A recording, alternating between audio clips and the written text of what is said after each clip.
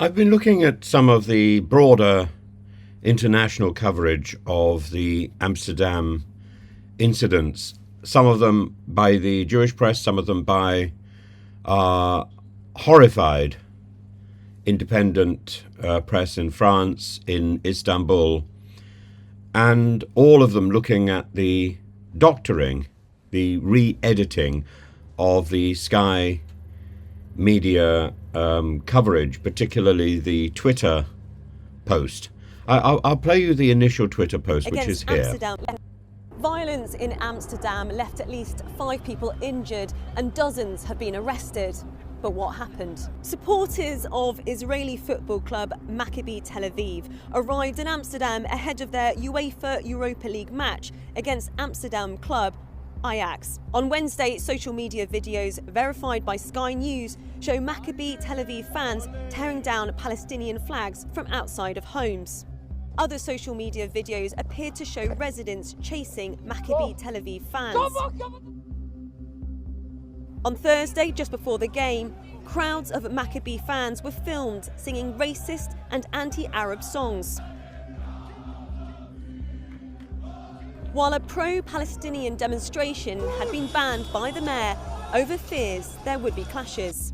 Later that evening during the match, Israeli supporters appeared to disrupt the minute silence for Valencia flood victims with chants, whistles and fireworks. Maccabi fans were seen attacking locals as a police car can be seen driving by. People with Palestinian flags were seen marching on the streets. Maccabi supporters say they were beaten and attacked on the streets of the Dutch capital, with videos showing some of the violence. Say free Palestine and we go. Good. Sky News could not independently verify all of the footage shown. Police arrested 62 people. 5 were taken to hospital, but have since been discharged.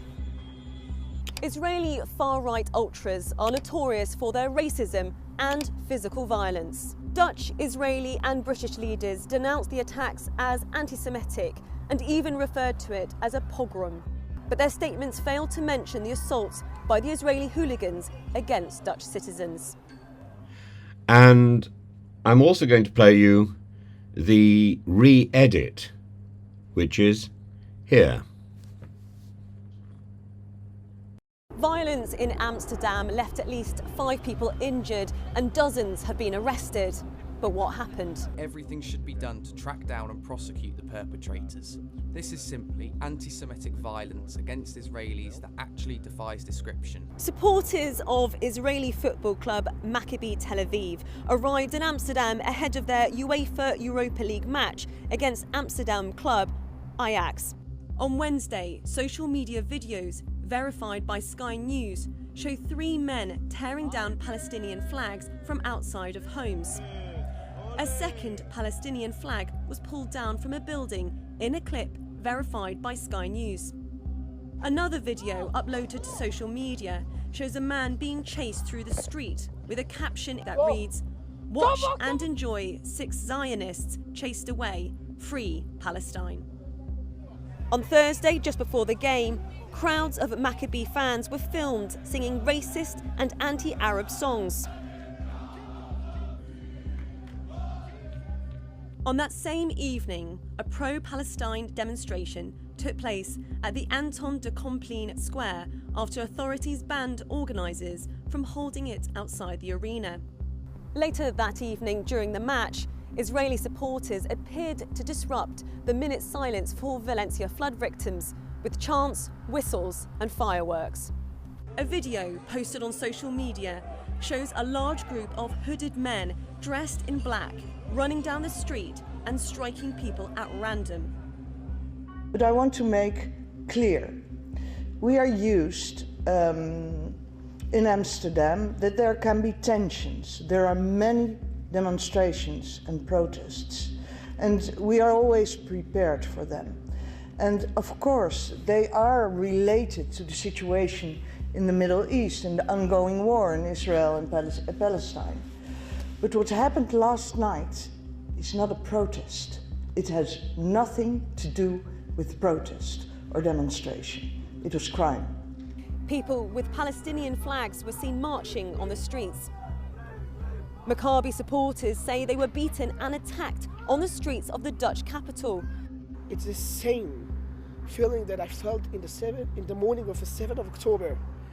Sky News could not independently verify all of the footage shown. 62 people have been arrested and prosecutors are considering anti-Semitic motives. 5 people were also taken to hospital but have since been discharged. Dutch and Israeli leaders denounced the attacks as anti-Semitic and even referred to it as a pogrom. Now, all of this is about the disturbances in Amsterdam after the UEFA Europa football league match between Ajax and Maccabi Tel Aviv, and the broader foreign press coverage that illuminates the complexities of media representation and global sensitivity to this situation. And the situation has gone beyond simply saying this is an anti-Semitic attack, or this is or this is about Maccabi Tel Aviv hooliganism. It's now moving on to looking at the pressures on Sky News to re-edit and represent their material, reframe their material. So initially, Sky News shared their report highlighting the actions of Maccabi Tel Aviv supporters, which included tearing down Palestinian flags on camera, chanting anti-Arab slogans, and this footage suggested that the Israeli fans engaged in provocation and violence, which I think must be true. However, the report was then deleted and replaced with this edited version that omitted key references to the supporters' conduct and identity and emphasized subsequent violence against them, which I think actually was also true. The broadcaster justified this by claiming the original did not align with the standards of balance and impartiality, which I think is tosh. The original broadcast was doctored simply because the events were more confusing. And what we're looking at is a television system which cannot quite get to grips with the demands for tribalism. And the BBC does the same sort of thing. It's a lazy mainstream media. The other week I had reason to contact the BBC because they had stolen somebody else's report and reproduced it. They had gone to Kherson and redone exactly the report that had already been filed by Caelan Robertson without any reference or attribution. It's simply theft. They say they need more time to examine it. But the reality is very simple. This is lazy and deceitful reporting. And we've got the same sort of thing going on with Sky. Lazy, deceitful reporting. The reaction of Sky to re-edit sparked criticism and accusations of censorship, self-censorship, with commentators like Owen Jones calling it a massive media scandal.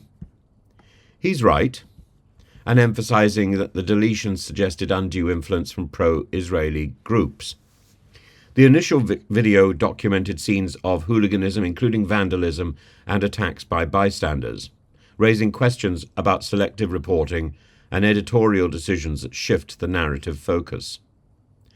Foreign press coverage, including outlets like Libération and Le Monde, provide analysis that acknowledges provocations from both sides.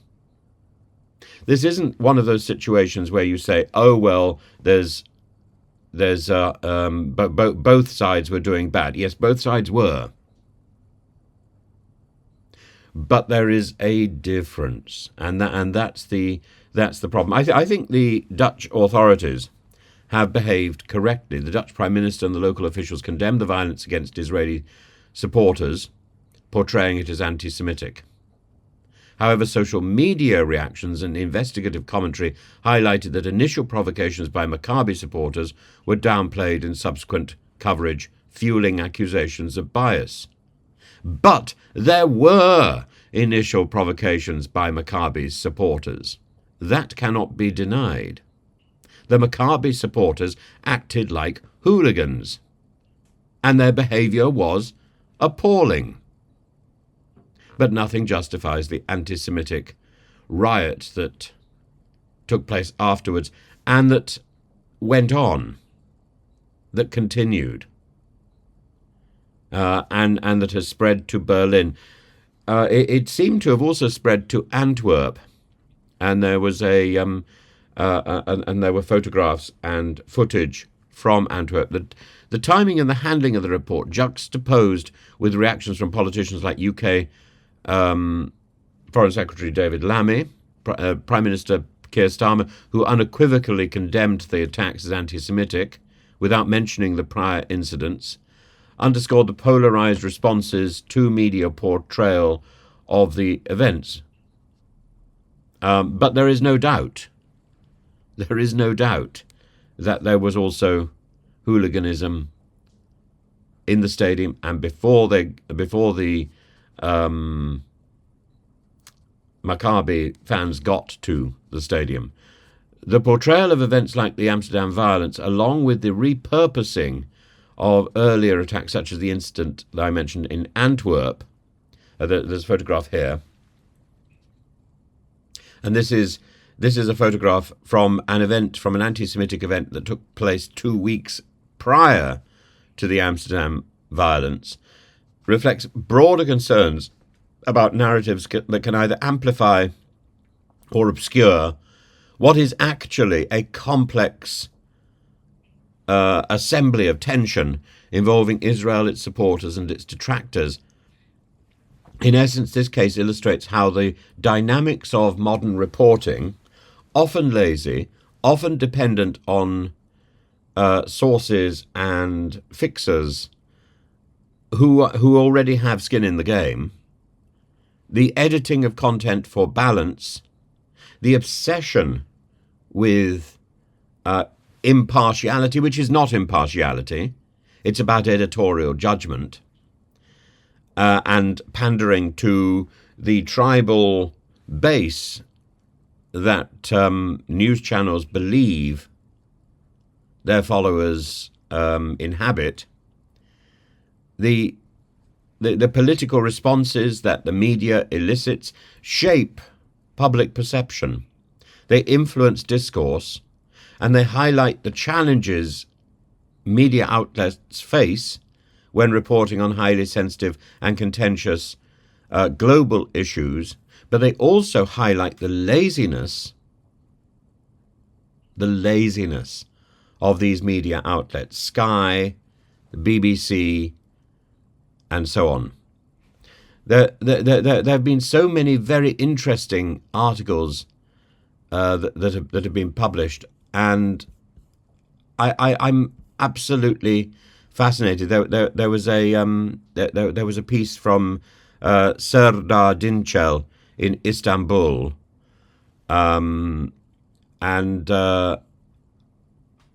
which concludes Israeli fans attacked and provoked Palestinian supporters before and during the November the 7th match between Ajax and Maccabi Tel Aviv in the Dutch capital. It couldn't be any clearer. And they reference other people like Asa Winstanley, who says that who also records that the Maccabi fans, Tel Aviv fans, tore down Palestinian flags and chanted anti-Arab slogans. Some on social media reacted to the removal of the footage after sharing it. They said the news outlet was censoring itself. It's the evidence is there of this censorship and of this modification